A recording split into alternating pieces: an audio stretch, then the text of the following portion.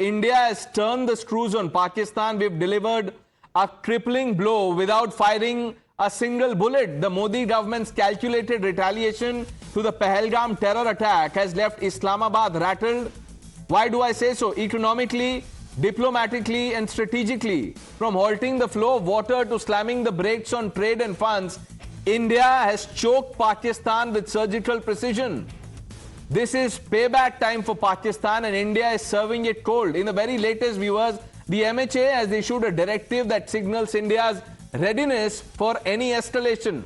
The government has ordered states to conduct civil defense mock drills in the next 48 hours.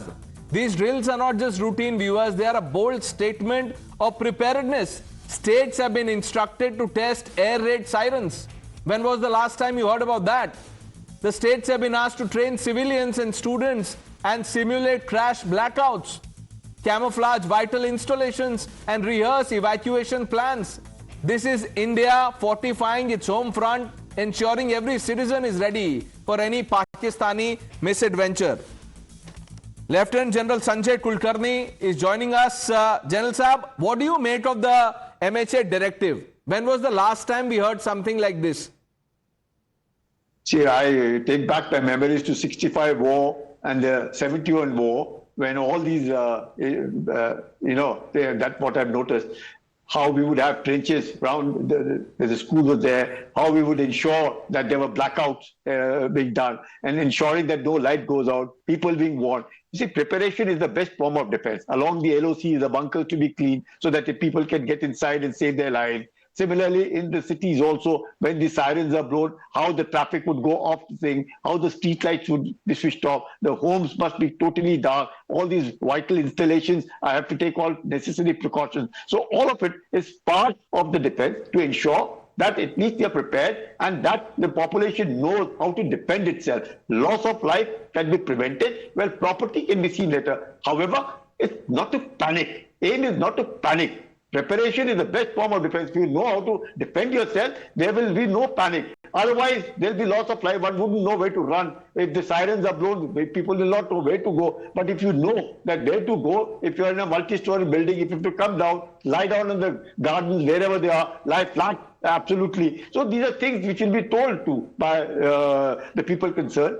And therefore, I think that's the best way. And since 7th May is there, aim is to prepare people, not to let panic prevail in the public. And that is what I look at it. And I've seen it for myself in 65, I've seen it in 71. So it was always good to prepare. And there were aircrafts and the Pakis flown over Agra. So I know what it means. So it's good. And one must never underestimate the enemy. Because they are a rogue state, they can do anything that they wish to. But we must defend ourselves, prepare ourselves, and give it a befitting reply. Abhijit, what do you make of these 5 measures?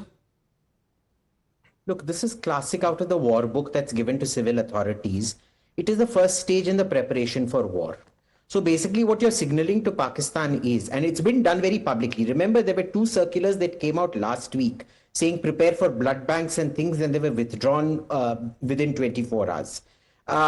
Now, it's very curious that they were put out in public and then withdrawn. Now what is happening is you've actually made all these measures public, which is essentially a slow build up to war, because we're expecting pretty much our attack is going to be very heavy, and the retaliation, there is going to be some form of retaliation, which is also going to be heavy. Of course, if they retaliate, it is going to be war. Right. So it is left entirely up to Pakistan. I'm not surprised about it, but this is also psyops. We need to remember this.